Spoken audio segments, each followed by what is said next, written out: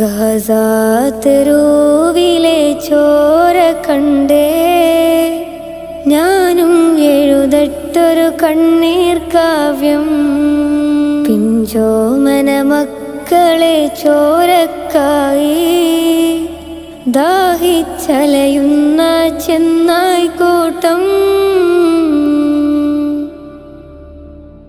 മരിച്ചത് ഞാനല്ല, നീയാണ് മുസ്ലിമേ.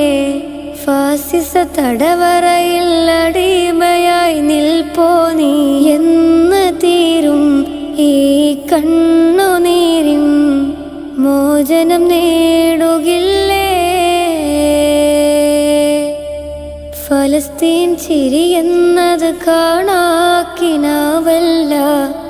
അറബിപ്പൻ വിളയുന്ന കാലം വരുന്നുണ്ട് തഖ്വ കൊണ്ട്.